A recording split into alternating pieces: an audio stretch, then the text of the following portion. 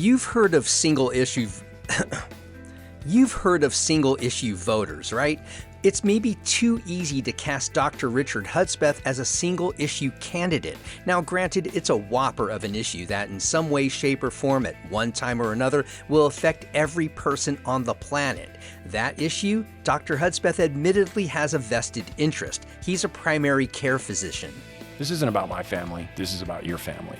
And I think that based on what's happening in healthcare, we need someone who actually understands the complications, the complexities of a $5 trillion healthcare system in this country that we spend more than twice what other comparable wealthy nations do on healthcare, and we have worse outcomes. And to me, that's a direct descendant of who's making policy in the federal government. I'm Matt Peiken. Today on this special edition of Wake Up Asheville, Dr. Hudspeth connects his medical practice to his observations of the United States healthcare system and his approach to reform. At my prompting, we also get into disaster relief, affordability, immigration, and should he win a seat in Congress, his inclination for bipartisan solutions. I started our conversation by asking about his inspiration for pivoting into public service and running for office. I feel like I've been in public service really my whole life as a physician. So a lot of my career in medicine has been around community health center. And that's really a public service. We are a safety net provider and we take care of everyone. As far as getting into politics, that has really just been recent, and it was really based on what's happening right now in this country around healthcare. And I had an interest in serving beyond that, and there were some inspirational folks that have recently challenged the Democratic Party to embrace providers and physicians to run for public office in order for us to fix our healthcare crisis. One was Josh Green, who's the governor of Hawaii. And so that was it. And I know some of my friends and acquaintances, oh, you're a politician. I say, please don't insult me. I'm still a family doc. Yeah. Talk about Josh Green of Hawaii. What is it about Josh Green and what he has done or is doing that you found inspiration in? So I think he was a little bit different type of a physician. I believe he was an emergency room physician. And the inspiration was really understanding the connections between what's happening in healthcare at the government level, at the federal level, who's making those decisions, and how those folks that are making those decisions don't really have an understanding in the implications of the harm they're causing to people on the ground, the people that I've been serving in Western North Carolina. And it's that connection that I think has been vital to me. It's a big first step to politics. A lot of people run for mayor or city council. You want to tackle healthcare, which I imagine there are lots of ways to do it. Why do you think that your best approach is to be a member of Congress in terms of fixing what's happening in healthcare? So again, it was not something that I've looked at to do all my life, right? This is me continuing my public service. This isn't about my family. This is about your family. And I think that based on what's happening in healthcare, we need someone who actually understands the complications, the complexities of a $5 trillion healthcare system in this country that we spend more than twice what other comparable wealthy nations do on healthcare, and we have worse outcomes. And to me, that's a direct descendant of who's making policy in the federal government. They don't understand healthcare. They don't understand how to make it better. It's almost as if we have agreed to say, we're going to wallow in less is better. What are some things that you want to see happen that you think from a seat as a Democrat in Congress you can help steer in terms of whether it's conversation, policy making, outcomes? What are specific things you want to do that you see as possible from a seat in Congress? So first, I want to say that I think we're going to have a golden opportunity, right? We see how important healthcare has become in this nation. When people have it and it's taken away, it's a big problem. When we look at the big picture of affordability, healthcare is a very big piece of that. So specifically, what I'm interested in doing are a couple of things. One is I'm a primary care doctor. I'm a family practice doctor. What we see in other, again, those comparable wealthy nations, they have a higher spend, if you will, proportion of the dollars they spend on healthcare in primary care. Right now, what we see in the United States, our primary care spend is on a downward trajectory. We're now at less than 5%. Most of these other nations that do it better are at around a 14 to 15% ratio of that. What we know, primary care is really the only answer to get us to less cost, better equity, and better outcomes. Better outcomes. Thank you. Sorry. Froze for a moment. Sorry. Yeah, sure. That's okay. In terms of what you're talking about, does that mean programs like bolstering the ACA, giving more choice in terms of doctors and health centers that are insurance policies covered? Does it mean lower deductibles? What does this mean in terms, there's so many ways to attack what's happening in healthcare. Right now, the ACA is a big part of conversation in Congress and in the Senate about whether to extend subsidies, whether conservatives, Republicans want to abolish the ACA. So what do you want to see happen? So already there are probably around 30 states that are looking at this. And it's really just, again, a reallocation, a reprioritization of how we're spending our dollars, right? We're already spending twice as much. We have plenty of money in healthcare. We need to reprioritize. How are we spending that money? So let's drill into that. You said we're spending more and not getting the results. Where is this money going? There's a number of places it's going to. First off, I'll tell you where it isn't going, which I've already said. It's not going into primary care, which is the answer to our situation here. What we know is we're paying too much for administrative costs. When we have a healthcare system, for your listeners, I want to put system in quotations, right? It is not really much of a system. There are 4 basic systems that the world uses. Again, these other countries that have this, and we use a piece of all of them. And that has a tremendous impact on our health and our wallets, including our ability to control administrative costs and other things. We're spending way too much money on medications. We've seen that now in 2026. This is the first year that started several years ago that we're going to negotiate drug prices. But as a physician, there are hundreds, thousands of drugs that I can write for. We're doing 10 in 2026. And to give you an example of one medication that is now in this drug program used to cost people about $500 and something, and now it's going to go down to less than $200. In Medicare alone, there's over 1 million people that take this particular medication. Do the math. That's $300 million in savings from one medication. Again, there are many ways that we can alter what we're doing in order to get lower costs for all of these things. Those are just some of the ideas. Go on, though, about some things that, in terms of policy, should there be some baseline approaches to healthcare that just aren't happening right now, and from a federal government perspective? Not sure what you mean, basic approaches. How do you mean? Like a national health plan? Either that. Conservatives want to have people put money into a health savings account, which I don't think that's a great idea. What do you think in terms of nationalizing healthcare?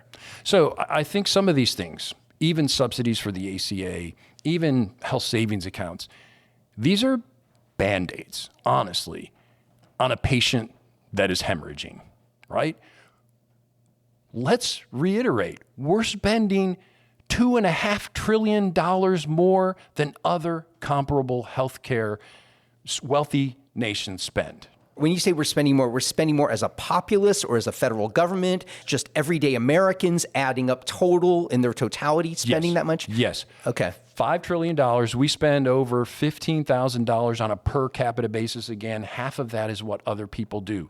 This is a problem. We have given up, it seems, to try and solve this problem. Instead, let's extend the subsidies. Fantastic. I agree 100% we should extend those subsidies.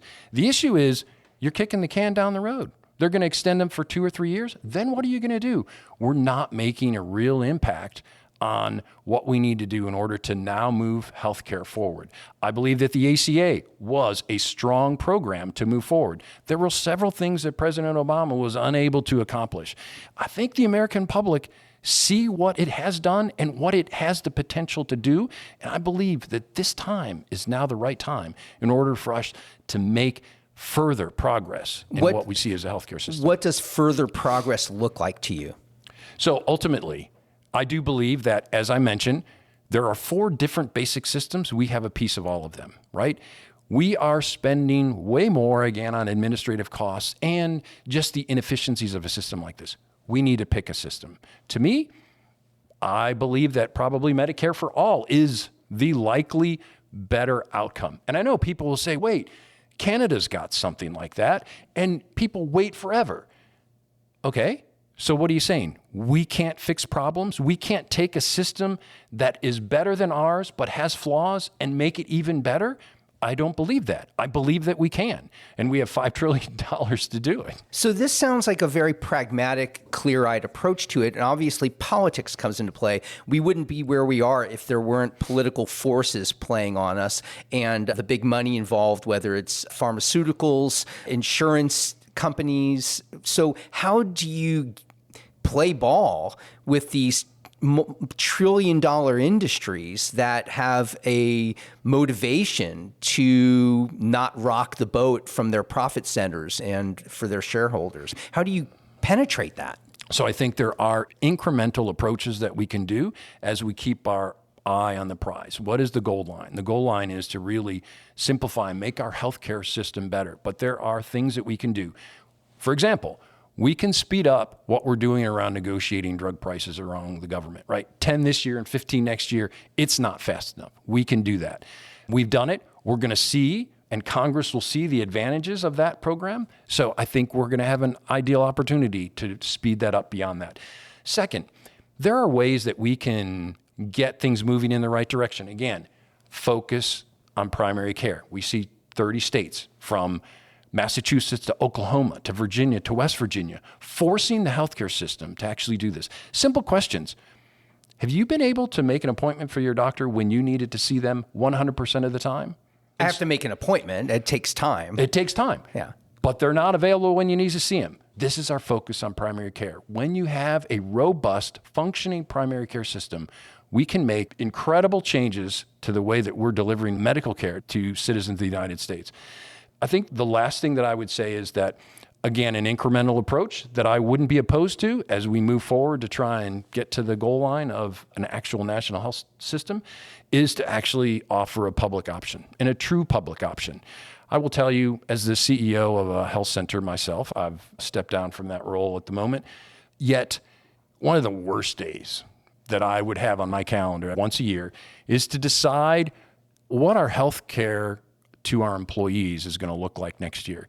And I would have these insurance companies, now they're third-party brokers, and I want to make sure those folks, if they're listening to this, they were great, right? They helped us navigate this very complex system.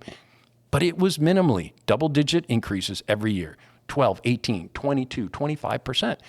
That is unsustainable from a business perspective. So I think there's a lot of unseen willingness, right? And we need to get that, if you will, that silent majority to speak up.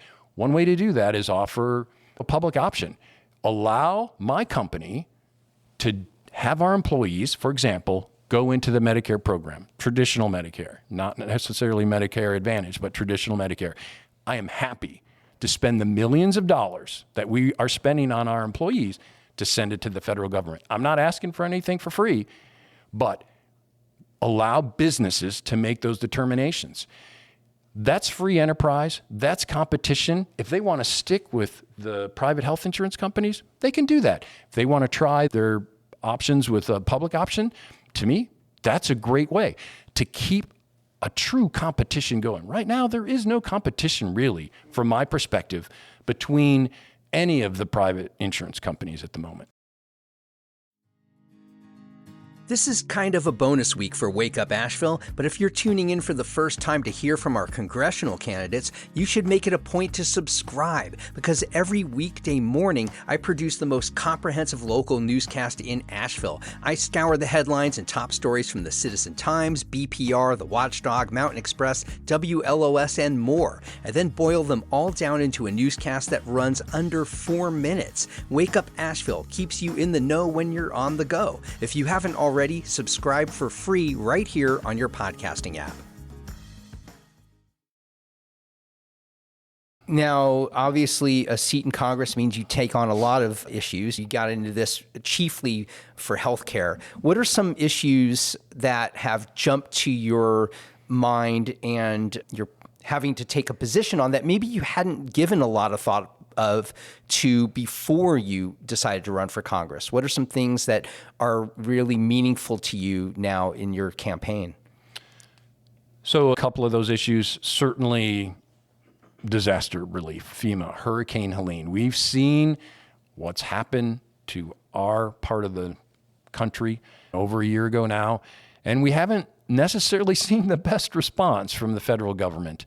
And so I think that's taken a forefront, right, for the issues that are most important to Western North Carolina.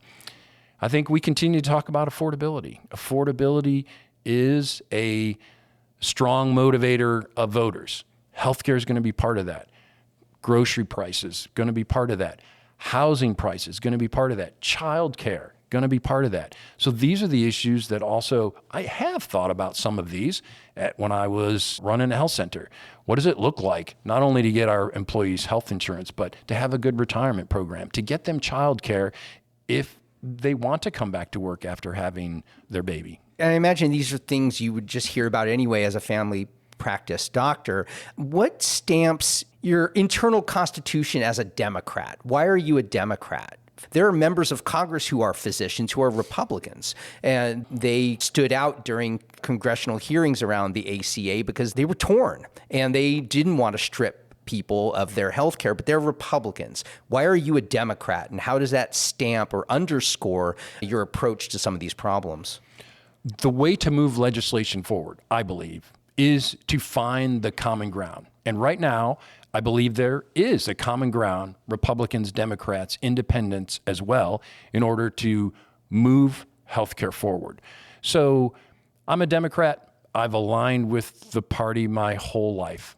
With that said, Democrats don't really poll well as a whole, and Republicans don't either. I think where people are looking and are starving for is, again, this middle of solving problems, coming together to understand what our common ground is and how we can do that. There's a favorite quote of mine from a famous poet. It was like, between right and wrong, there's a field, and I'll meet you there. And that's what I'm reaching out to Republicans, to independents, and to other Democrats. Let's find that field. Let's solve some problems and make changes in this country. Taking a different approach around this question that I just asked you, Chuck Edwards holds this seat. He faces a primary challenger for the first time since he's been in office. You could have challenged him from that side. What are your stripes as a Democratic candidate? What are some of your core values that would underpin your approach from issue to issue that puts you on the blue side of the stripe rather than the red side? My core issues, and I'll leave it up to your listeners to decide whether it's blue or red or purple or somewhere in between. I believe in protecting people's rights. I believe in our Constitution. I believe in our due process. I believe that we have an ability in this country and an obligation to serve others. Based on what's happened in Minnesota right now, horrific event. I lived there for 20 years in Minneapolis and St. Paul. Right, yeah. Horrific event. What it tells me is that we are missing something in our national culture. We are moving in the wrong direction. And I believe that some of the problems that people are trying to solve, again, say around immigration, that it is a problem we need to solve. We need to make some decisions about it. But I think my core values as a Democrat are, what are the rights that we're trying to protect? What are the outcomes that we're looking for? And how do we get there as a society as a whole? You brought up immigration. I'm glad you did. It's obviously a timely, prescient topic. Where do you want to see us? You said there's problems with immigration. What are those problems? I think people on different sides of this issue would point to different problems or define the term differently. What do you see as a problem? How do you see fixes, or at least getting in the right direction from your vantage? First, I want to say that I am pro-immigration. I think it's added to this country culturally, economically, values, diversity, joy of living in a country that has immigrants and will continue to do so. With that said, I think that One of the issues around immigration and our dysfunction or our lack of ability to move things forward is the last time we've had significant legislation around immigration was in 1986. We had a Republican president, Republican Senate, and a Democratic House. And that was the last time really immigration has had any significant legislation. What happened in 86? Refresh my memory on that. One of the biggest things, Ronald Reagan was pro-amnesty, right? Not sure you're going to find a Republican candidate or president that is necessarily pro-amnesty, but he was, and he pushed that through. I'm not saying we have to be pro-amnesty. Matter of fact, it's probably the most divisive piece of our immigration reform. An example is our DACA, right? What are we going to do? They were brought here, they were young, they've gone through school, high school, probably college, graduated college. They are now working in our society, and yet we haven't made a decision about whether they can stay or not, right? These are, to me, things that we can get a number of different viewpoints together. Is it right for us to leave them in limbo? Do we have to give them amnesty? And we can come to these conclusions. If we don't want to give them amnesty, how can we allow them to stay in this country and keep their families here, keep their life here? They probably now have kids that were born in this country, right? So they have now American citizens in their household. How can we best move that forward? That's just an example of things that we haven't addressed for now over 40 years that I think we can find people to come to reasonable solutions on. I would think that also a lot of people would say that people who've been, whether they identify as Republican or Democrat, would probably say if somebody's been in this country for many years and they've just lived an American life, whether they are, quote, citizens or not, we should find a pathway to that, to citizenship. I'm wondering how you feel about creating legal pathways to citizenship for people who want to be here, whether they're already here or want to come here. Should we be a society that defaults to welcoming them, or do we take the view there's already a lot of competition for jobs, there's scarcity of housing, and we need to be a lot more careful about who we let into this country? It's a complex issue. I'm just curious what your vantage point is on that. To me, it's about having a debate. We're not seeing that. Again, it's been 40 years since Congress has really done something. Prior to this last election, there were a group of senators that came up with an immigration bill. So there is a potential to do that.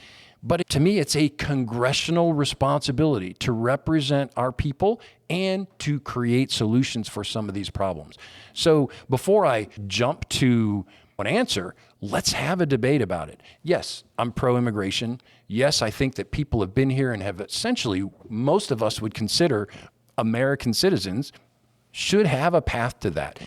Does that mean everyone should have? No, but let's at least start looking at some of these problems and trying to solve those issues. Right now, Congressman Chuck Edwards has been in the seat now for 2 terms, seeking a third.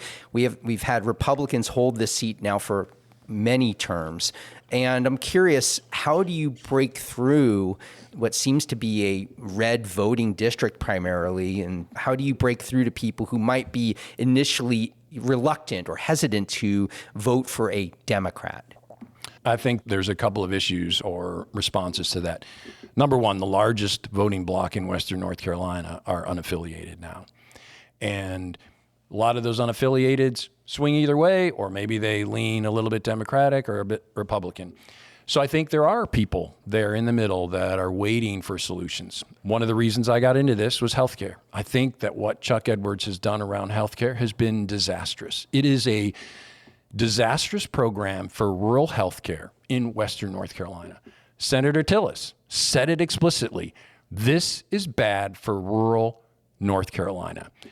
And Western North Carolina is very rural. We lost $50 billion in health care from this bad, beautiful bill that they passed.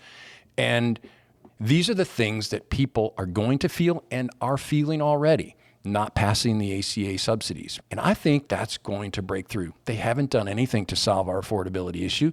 Chuck Edwards sits on the House Appropriations Committee, hasn't been able to secure really adequate funding to help us recover from Hurricane Helene. I think this time is absolutely set to flip this seat. The question for Democrats and for other people in general is we have to do something. We have to give people a reason to vote for us, and we have to make sure that we pass that agenda. And I think healthcare, moving for affordability, moving to get Hurricane Helene money, these are things that we can solve. Immigration, as we talked about. Are there things around housing? We're in a very tough housing climate here. There are a lot of efforts to develop more affordable housing, but the prices just keep going up and the pressures on property owners are increasing. What can we do at a federal government level that would help make this area more affordable for everyday people who want to buy a house here? The biggest thing to bring housing prices down is to build more housing. And how do we do that? And what does that look like? And I think that the federal government can and should play a role in making sure that there are funds available to build more housing. And so I look at the community health center model, again, in healthcare as a model, right? The federal government gives us seed money, and we use that in order to get the things done that we need to do. And we've done that spectacularly well here in Western North Carolina, the health center that I ran. We expanded services. We quadrupled our services, quadrupled the number of sites in rural Western North Carolina. And yet, for the past 6 years, we had no increase in our federal funds. So seed money can be extremely valuable. So how can we imagine doing something like that in housing? And I think that there are a number of great things happening in housing. What I hear over and over from them is it takes too long, it's too complicated. We need dedicated, continued efforts in order to create the right incentives for state government and the federal government to work on the problems that we are facing that affect our citizens. Is there anything you're hearing on the campaign trail that you didn't give enough thought to before or wasn't a prime issue for you in the past, but now, okay, I'm hearing things, I need to speak up for these things? Anything that comes to mind? People feel a dysfunction in our government. Congress has been dysfunctional, really, you could say, honestly, for decades. And when you have that level of dysfunction, you're going to see one of the other branches of government take over those responsibilities. And I think one of the things that has resonated with people is we need to get Congress working again, upholding its constitutional obligations. There will be challenges that we can't anticipate what they are at this moment in time.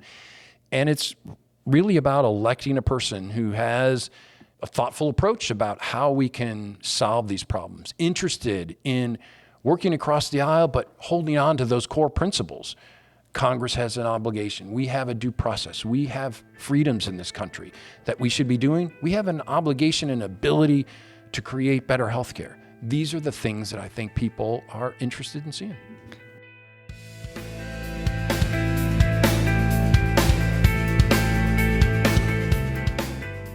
I want to thank Jamie Ager for today's conversation. This episode is one of 4 rolling out this week, featuring candidates on the Democratic Party primary ballot to represent Western North Carolina in Congress. Please tune in and share these episodes with people you believe need to be better informed and inspired going into the March 3rd primary. If you haven't already, also subscribe to Wake Up Asheville. We'll be back in February with morning newscasts every weekday with headlines from across the local news media landscape. Until then, I'm Matt Peiken. Thanks so much for waking up with Wake Up Asheville.